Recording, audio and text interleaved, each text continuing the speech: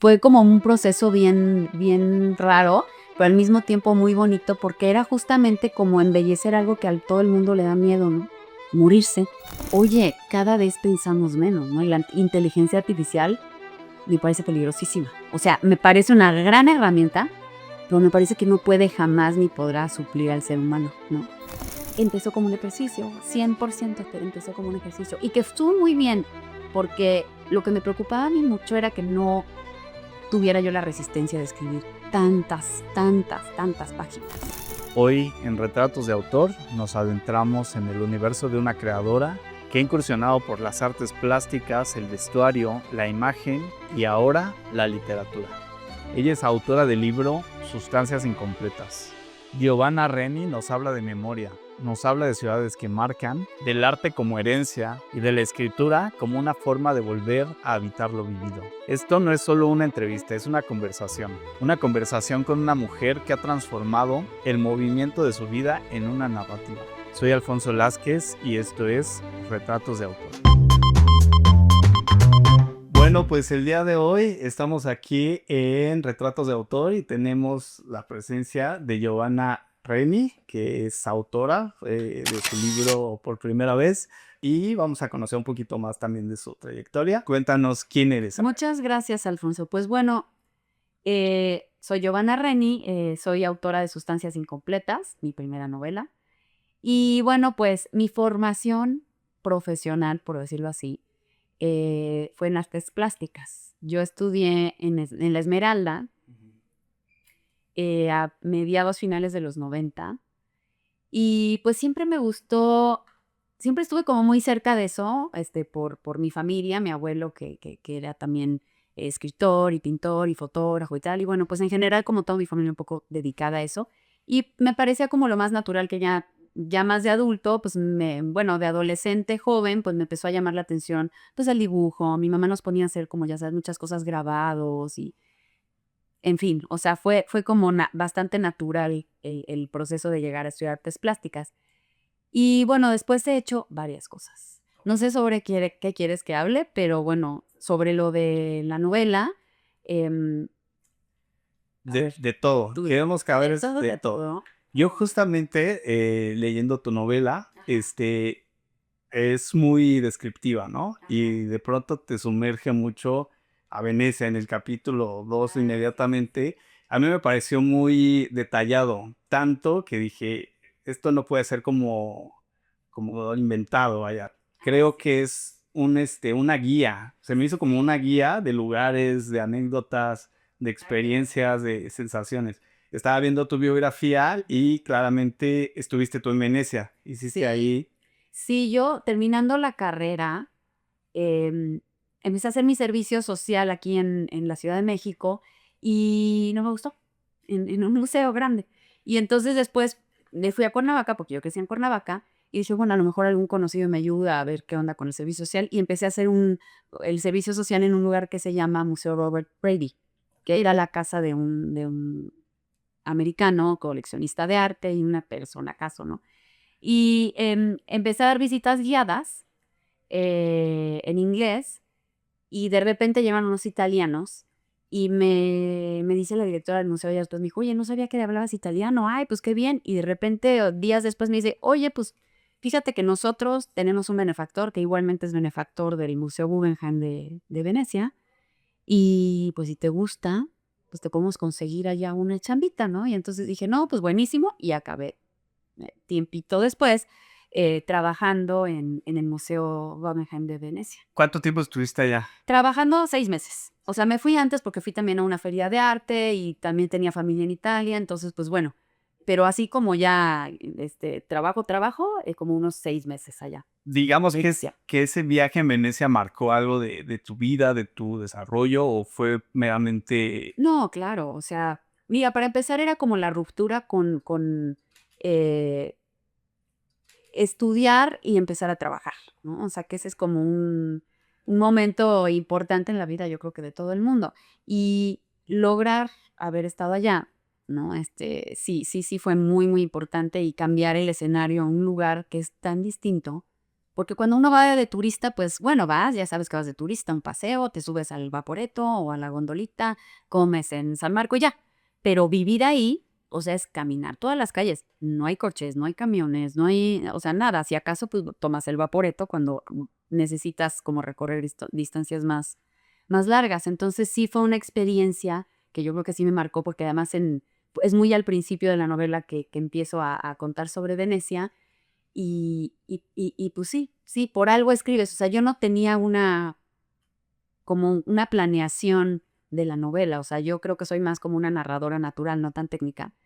Entonces, pues empecé a platicar sobre ese lugar y pues igual que a lo mejor tú dices como que sentí que ahí estaba, pues yo también sentí que otra vez ahí estaba, ¿no? Y trataba de recordar y a ver el olor y el sonido y demás, ¿no? Que se vuelve como una memoria, ¿no? O sea, una guía de tus memorias, momentos y Ajá, o sea, como siento que no, me imagino que muchos escritores también utilizan este recurso como de autorreferencia en el sentido del recuerdo, pero como un poco de revivir, ¿no? La experiencia, o sea, sobre todo como en el tema de los lugares. O sea, como que siento que es importante replicar todo del lugar, ¿no? Cómo huele, cómo se siente el clima, si había más gente, si se siente solitario, si todo, ¿no? O sea, te digo, hasta los olores. sí, sí, sí, wow. Después de tu paso de, como artista plástica, Ujú. incursionas en el mundo de la moda. ¿Cómo Sí. fue esa transición? Fíjate que, bueno, yo tengo 2 hermanos. Bueno, uno murió, o sea, ya nada más tengo un hermano.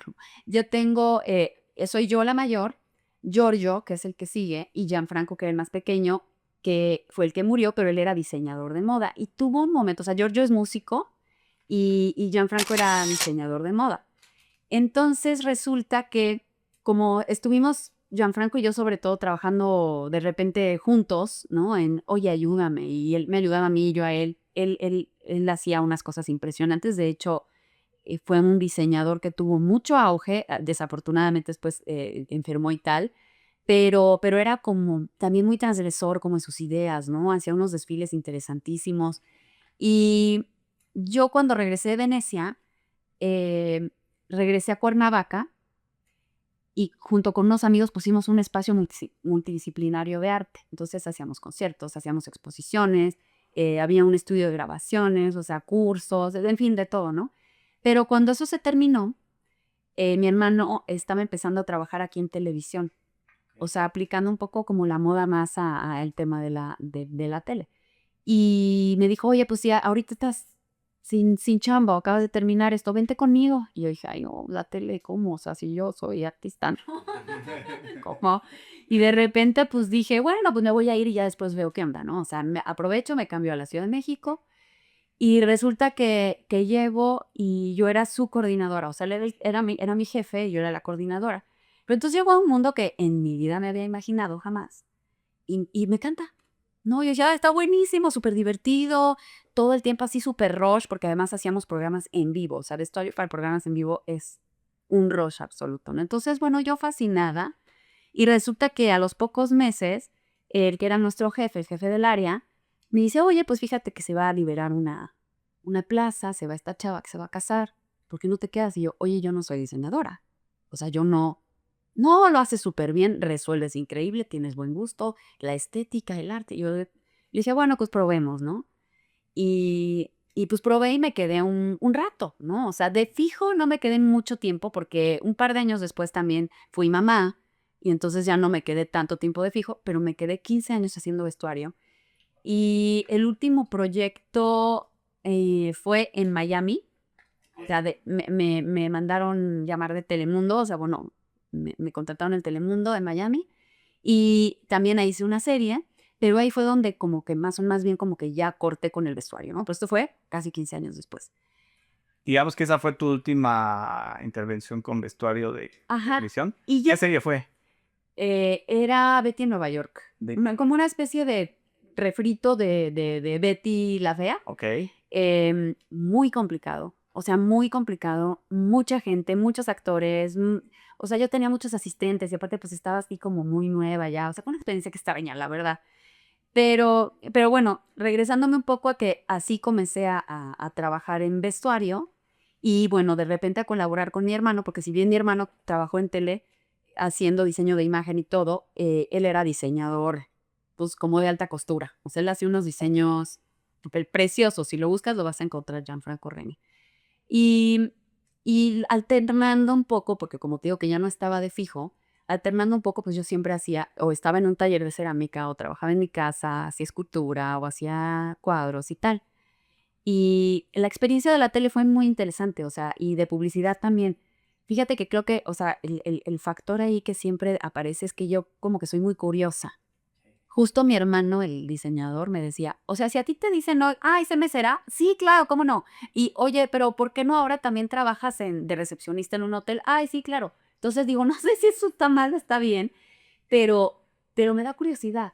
Es que de todos lados se aprenden, ¿no? Se aprenden. Por supuesto. O sea, y ahorita que ya obviamente pues ya tengo 51 y todo, o sea, como que volteas para atrás y dices, ¿cuántas cosas hice y cuántas cosas me detuve de hacer? O sea, que también te hubieran gustado hacer. Entonces yo sí pienso que es muy importante como probar, ¿no? O sea, no abandonar, que eso fue lo que yo intenté, como siempre estar un poquito trabajando como en mis proyectos, produciendo mis cuadros, mis collages, mis objetos, pero nunca sabes si te va a gustar o no te va a gustar la otra cosa, ¿no? No, he hecho un montón de cosas ya, no acabando así te cuento. Me causa interés el nombre de tu hermano Gianfranco, tú Giovanna. Sí, Ajá, italianos, ¿no? sí, Sí hay sí, por supuesto. Mira, mi papá es italiano. O sea, él nació en Italia justo cuando terminó la Segunda Guerra Mundial. Entonces sus papás, después de unos años, o sea, ellos eran bueno, estaban en el norte de Italia, nació mi papá porque pues estaban como moviéndose, ¿no? O sea, o evitando la guerra. Y resulta que, bueno, por alguna razón, la familia de mi papá, o sea, sus tíos y demás, migraron a Venezuela y mi abuelo fue el único que migró a México. Entonces mi papá llegó adolescente. Y pues sí, o sea, toda esa parte de mi familia, toda la parte de mi papá, pues sí, es italiana. Ok. Yo ya contándote hasta de... Ok, ok. Y bueno, después de lo de la moda, ¿cómo? Bueno, entiendo que toda esta parte es artística en todos los sentidos. Tú tienes una obra artística completa y te gusta contar historias a través de, ¿no? Entonces, creo que era el proceso natural escribir un libro. Sí, fíjate que además, o sea, tengo que admitir que por lo menos desde que me dediqué a escribir ya formal, o sea, porque creo que es, o sea, como que son ciertas como cosas que van juntas, ¿no? O sea, si pintas o haces música o haces cine, o sea, siempre, o haces literatura, siempre hay otra cosa como que se permea, ¿no? Yo siempre escribí un poco, pero no de forma así profesional, ¿no? Como con un objetivo. Y me sentí muy cómoda contando historias, escribiendo. O sea, luego hasta digo, creo que me era mucho más natural o más fácil contar la historia escribiendo que contar la historia pintando o que contar la historia haciendo un collage o un objeto, ¿no? Pero bueno, siempre te digo, o sea, vas descubriendo otras sensibilidades, otras áreas en las que puedes desarrollarte, ¿no? Muy bien. ¿Cuánto tiempo tardaste en escribir tu novela? Mira, la historia como tal, me tardé como un año y cacho. O sea, ahora sí como yo digo, como escupir la historia, ¿no? O sea, como de que existiera la historia como tal. Pero luego sí fue, fueron como 3 años y medio más o menos de reescribir, de corregir, de ver detalles, ¿no? O sea, de pulir.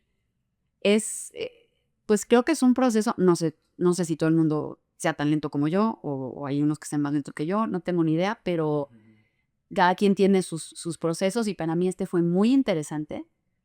Y bueno, alternamente a estar escribiendo y corrigiendo y todo, pues también estaba escribiendo algunas otras cosas. Entonces, fueron en total, de que la empecé a escribir a que se publicó, 5 años. Ok, ok. Digamos que cuando escribes la novela, ¿cómo fue cuál fue tu inquietud por querer hacer la novela? Por querer hacer la novela, Ujú. bueno, te voy a contar rápido. Yo quería adaptar una novela que escribió mi abuelo hace 60 años, porque me parecía muy visual y entonces busqué un taller de guión, porque cuando me enteré de cuánto cobraba un guionista, pues pro, dije, pues no, ahorita no me puedo gastar esa lana, o no sé por qué en ese momento dije, ahorita no puedo. Y después dije, bueno, pues que la haga alguien que no sea tan pro y que no me cobre tanta caro, ¿no? Y de repente dije, no, pues si no lo va a hacer alguien pro, pues mejor yo aprendo. Ok. Entonces, buscando el taller de guión, no lo logré porque estábamos en medio de la pandemia y no había en modalidad virtual. Y resulta que me ofrecieron en la SOGEM novela y poesía.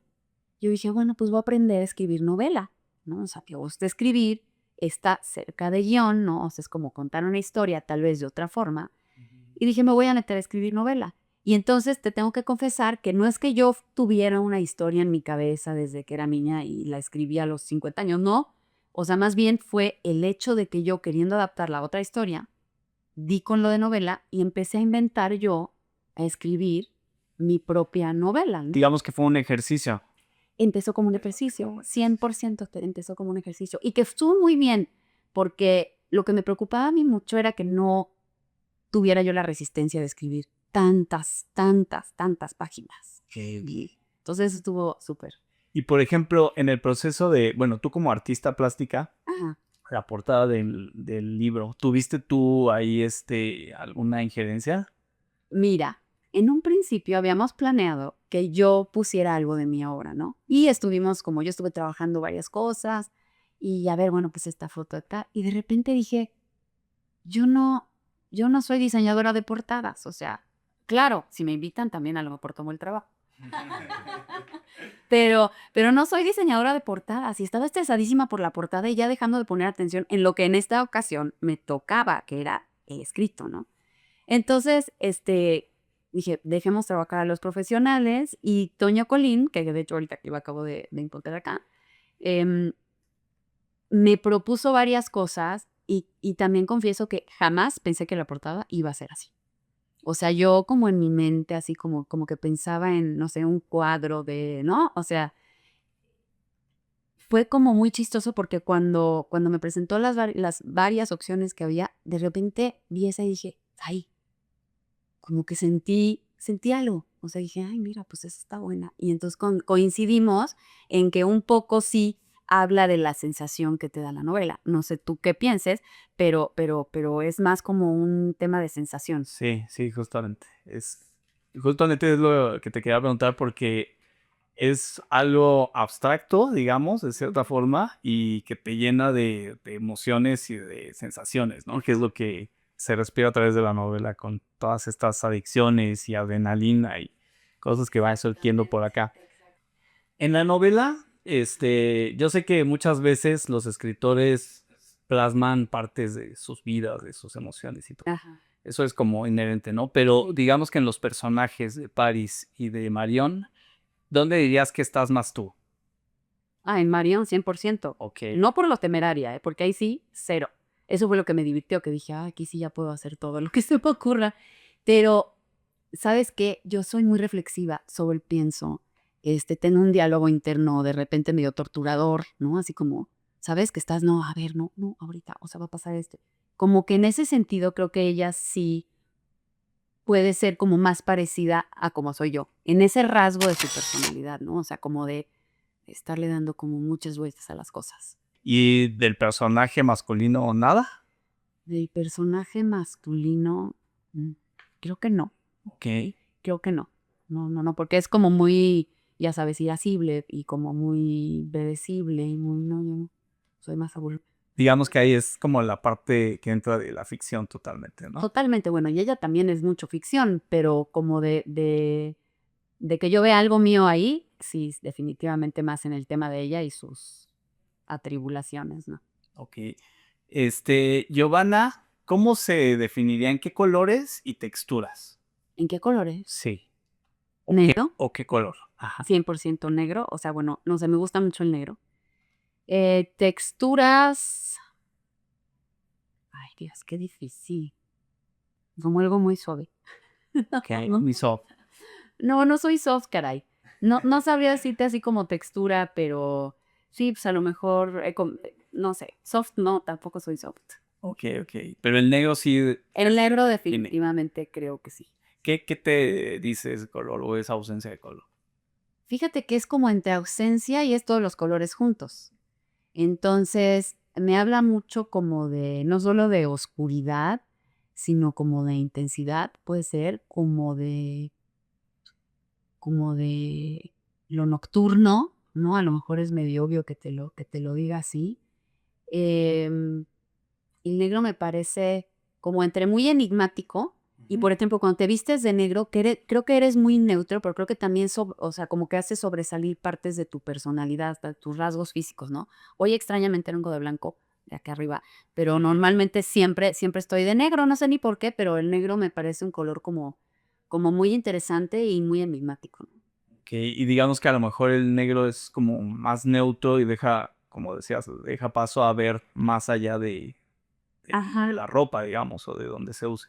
exacto. ¿Qué accesorios dirías que son como los más importantes para contar una historia con el vestuario? Vaya, prendas. Sí, mira, fíjate que depende mucho, o sea, yo en mi trabajo como diseñadora de vestuario o de imagen, porque en algunos puntos sí, tienes que revisar muy bien el perfil. Ok. O sea, no es como que digas, esto es lo más importante para como un general, ¿no? O sea, como para todo el mundo. Hay, dependiendo de los personajes o dependiendo de lo que tú quieras enfatizar en una persona, un accesorio, una prenda, o sea, si necesitas que, por ejemplo, alguien se vea como, no sé, a lo mejor muy, una mujer, la quieres poner que nadie lo interprete como que está tratando de seducir o de ser más femenina le tienes que poner a lo mejor un traje con un saco bien armado, a lo mejor no camisa, puede ir con un escote o con un strapless abajo, con un top strapless, que deje ver un poquito de piel, pero sabes como que la estás protegiendo con el saco, ¿no? Por decirte algo. Y entonces, bueno, así se trabaja mucho no nada más en televisión, yo creo que como en general cuando haces diseño de imagen para personalidades que son políticos y tal, se trabaja mucho dependiendo qué quieres proyectar, ¿no? Más bien. Ok. Digamos que si tú stylearas a Marion, ¿cómo la No, bueno, vestirías? es que Marión, o sea, haz de cuenta que como está ubicado en los 90, yo era muy joven, bueno, era joven en los 90 y yo me acuerdo cómo nos vestíamos nosotros, o sea, eran pantalón a la cadera, pegadito pero acampanado, ¿no? Plataformas, estas como blusitas que eran como a lo mejor con manguita aquí corta y como ombligueras, pero el cinturón bien abajo, o sea, como que, y colores súper psicodélicos, ¿no? Se usaba mucho también como las tipografías, como de marcas, ¿no? O sea, de Diesel, no te digo de Benetton, pero había como varias marcas así medio underground que usábamos y que era pues así como medio psicodélico, ¿no? Ok, ¿y a Paris? Pues París también, o sea, a ver, para ponerte así como una referencia, ¿te acuerdas del cantante de The No. o de Oasis?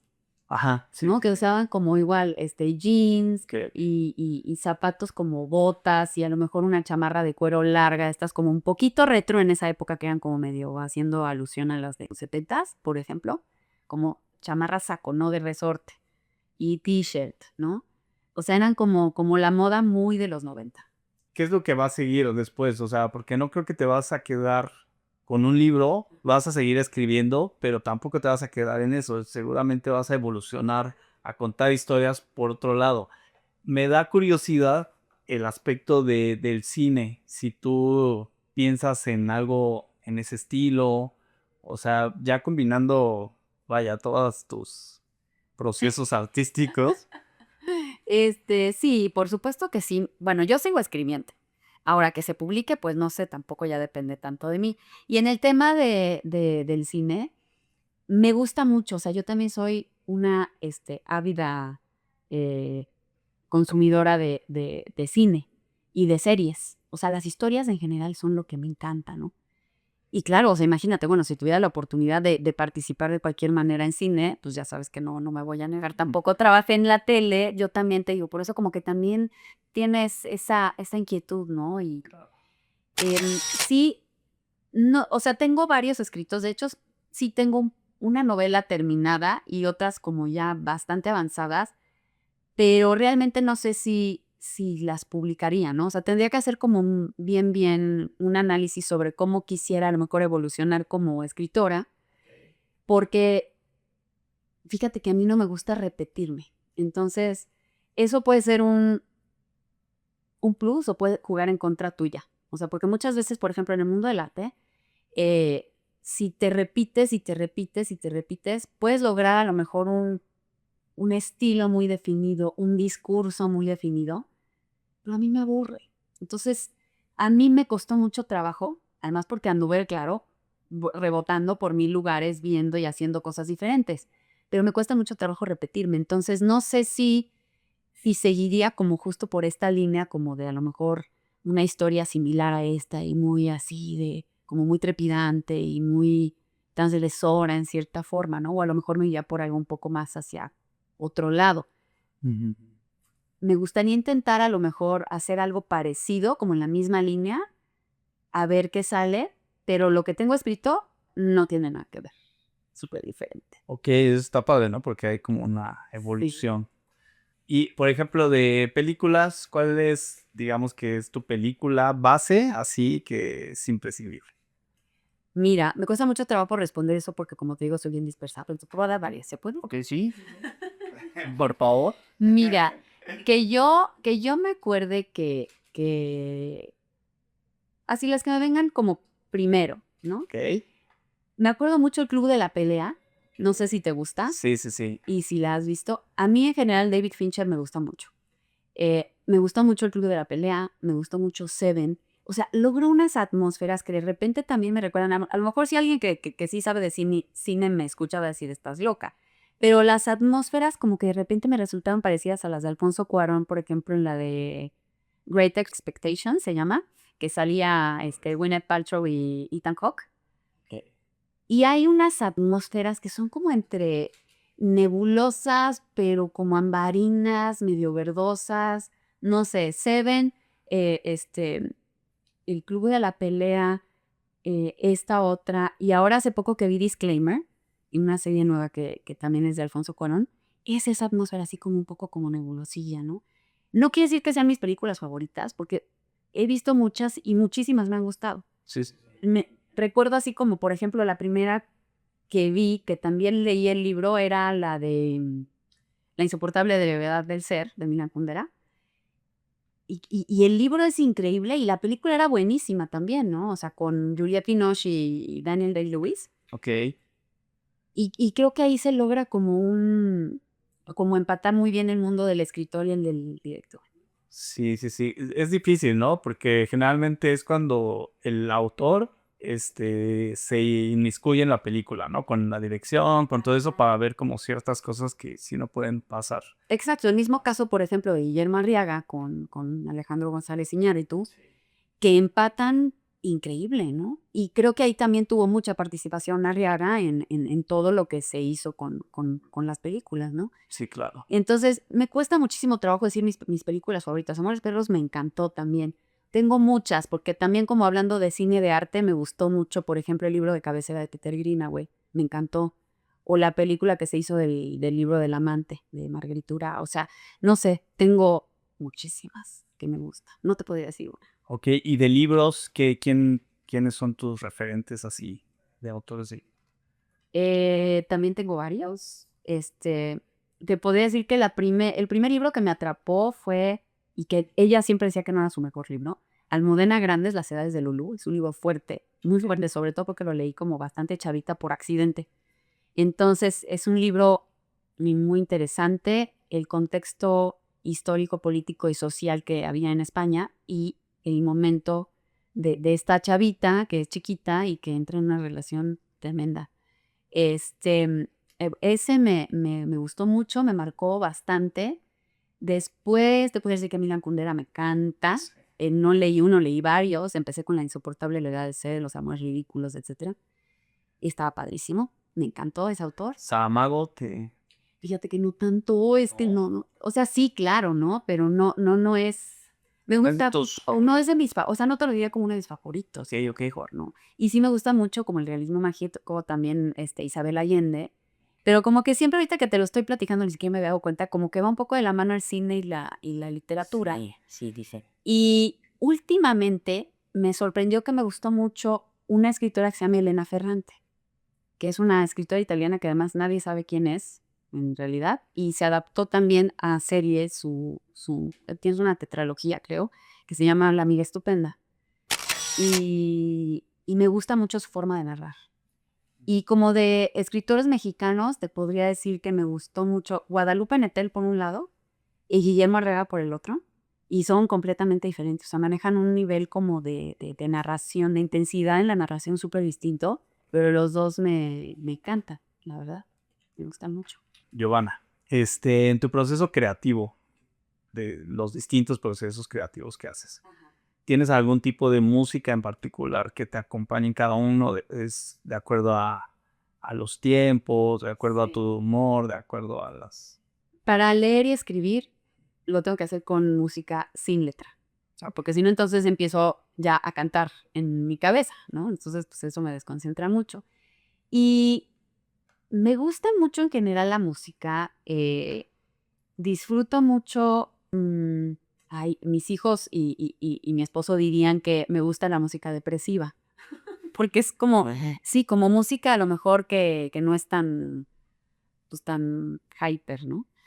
Me gusta, mm, bueno, me gusta Massive Attack, me gusta Portishead, me gusta Radiohead, ¿no? Entre mil otros, ¿eh? Y luego también tengo ratos que entro más en frenesí, si estoy haciendo algo como más físico, o sea, construyendo algo, pintando algo, más así. Entonces sí me gusta como algo un poco más, pues más fuerte, más movido, más rápido, te estimule, ¿no? Así. que estimule más, exacto. Por ejemplo, en la parte artística, sigues haciendo obra. Sí. ¿Y qué es lo que estás ahorita experimentando? Fíjate que obviamente dejé de hacer mucho porque pues me dediqué mucho más a escribir, o sea, dediqué más de mi tiempo a eso. Pero últimamente trabajé mucho más 3 cosas. Una técnica que se llama Gyotaku, que es una técnica japonesa que utilizaban ellos hace siglos para registrar la pesca. Entonces era entintar el pescado y sacar un registro directo del pescado, ¿no? Y entonces esto yo lo voy interviniendo. He visto TikToks de eso, que ponen el pescado y justo... Y exacto, o puede ser un pescado, o puede ser un pulpo, puede ser un camarón, un cangrejo, lo que sea. Entonces, bueno, eso lo aprendí hace no mucho, hace, bueno, como 6, 7 años, y lo empecé también a aplicar a mi, pues, más bien a meter como a mis cuadros, ¿no?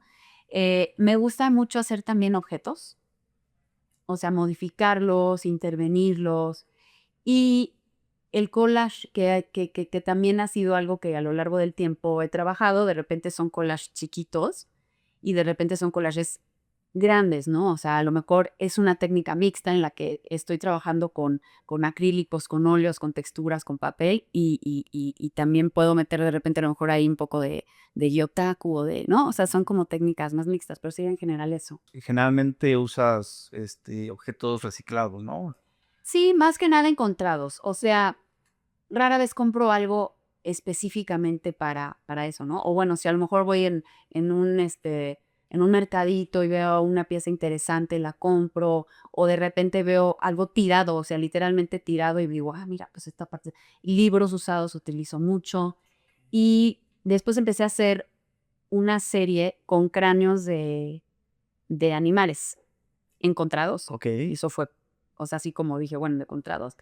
Eh, y esto fue un proyecto que realmente me lo heredó mi hermano. O sea, él antes de morir estaba también trabajando, te digo que todos hacíamos un poco de todo, ¿no? Y dejó un cráneo como de buey, o sea, como, sí, como de buey, pero muy grande. O sea, de repente no sabemos si sí era buey o era como una especie de, no sé, cebú o búfalo o algo así. Y ¿Dónde lo encontró? la verdad no tengo ni idea. No sé si lo compró, porque él le encantaba ir a la Lagunilla, o sea, te digo que andaba, o sea, la Lagunilla, o un mercado, o un bazar, o vete a saber. Y entonces él lo empezó a trabajar con un material que los dos usábamos, curiosamente, él para una cosa y yo para otra, una resina. Y él lo empezó a trabajar y cuando murió, después de que murió, yo encontré ese cráneo y de repente dije, ay, pues me voy a acabar. O sea, al final yo sé usar el material porque lo usamos los dos. Y empecé a terminar ese cráneo y después me seguí haciendo, y también fue una parte del proceso como de duelo, que era pues a lo mejor medio creepy, hasta a lo mejor para alguna persona que hubiera dicho, oye, pues, o sea, se cae su hermano y el cráneo y la muerte. Y fue como un proceso bien raro, pero al mismo tiempo muy bonito, porque era justamente como embellecer algo que a todo el mundo le da miedo, ¿no? Morirse y la muerte, y es como algo que te da una referencia inmediata a algo como, ay, ¿no? O sea, como oscuro. Y entonces, trabajando estas cosas, sí, obviamente, pues yo construyo todos los elementos que le voy a ir pegando a los cráneos y que los voy a ir poniendo ahí. Y bueno, se ha ido ha habido variantes, ¿no? No todos son iguales. Digo que luego no me gusta repetir. He trabajado con cráneos muy chiquitos, de venados chiquititos, con otros enormes. También de repente utilizo, ay, está muy raro porque ahora que lo estoy pensando es así como el cadáver del pescado, luego el cadáver de la vaca. Y también, por ejemplo, con especies marinas, caracoles, corales, o sea, todo eso lo he integrado a varias de las piezas con las que trabajo. Ahora, qué interesante. Ay, soy medio creepy, ya dado cuenta. Es como una especie de panteón interior. O sea, ahorita que lo estoy diciendo ya soné muy dark. Muy dark. ¿Sueles trabajar tú sola o te gusta colaborar con distintos artistas? Mira, me gusta colaborar, pero yo disfruto mucho el trabajo en solitario.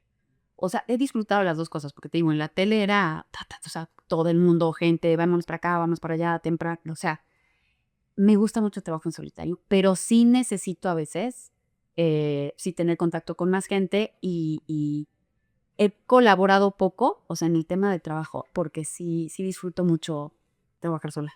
Ok. En cuestión de los libros, ¿no? De la escritura. ¿Tú qué opinas ahorita con todo lo que está evolucionando de la inteligencia artificial? Que ya ChatGPT, digo, yo me puedo escribir con ChatGPT y hacemos cuentos y hacemos un montón de cosas, ¿no? Claro. ¿Tú qué opinas de esa parte? Tú como ahora escritora. Mira, más que como escritora, o sea, yo de repente, digo, y también como escritora, siento que está horrible, básicamente.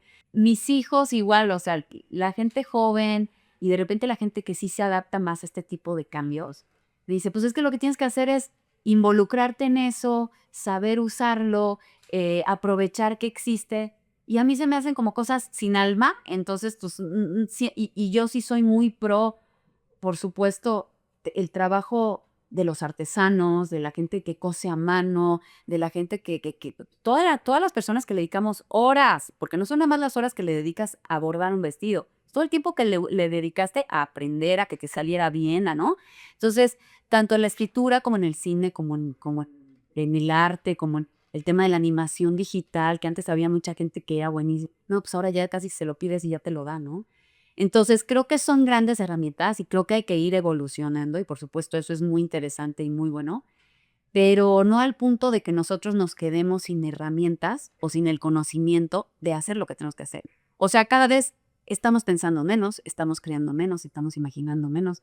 Yo como creadora, en el ámbito que quieras, yo creo que a cualquiera que le preguntes, yo pienso que es un arma, pues sí, de dos filos, sí nos puede permitir avanzar hacia un lado y en el tema de cómo evolucionarlo, pero también creo que nos puede, a las generaciones que siguen, nosotros no, pero a los que siguen, súper limitados. Cuando tenemos capacidades, o sea, está demostradísimo que no utilizamos, no sé qué porcentaje del cerebro, pero no utilizamos ni de broma ni el 10%.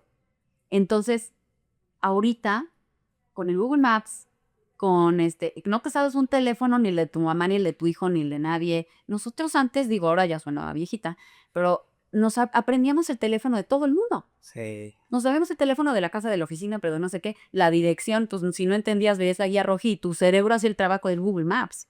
Ahorita ya es, ay, voy a tal, sí sé cómo iba, pero ahí me corpora. Oye, cada vez pensamos menos, ¿no? Y la inteligencia artificial me parece peligrosísima. O sea, me parece una gran herramienta, pero me parece que no puede jamás ni podrá suplir al ser humano, ¿no?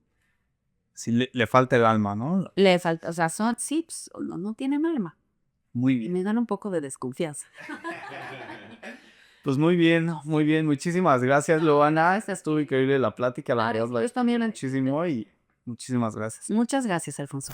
Quiero agradecer profundamente a Penguin Random House, a Esther González, por hacer posible este encuentro. Y por supuesto, a Giovanna René, por su tiempo, su apertura y su generosidad por compartir su vida con nosotros.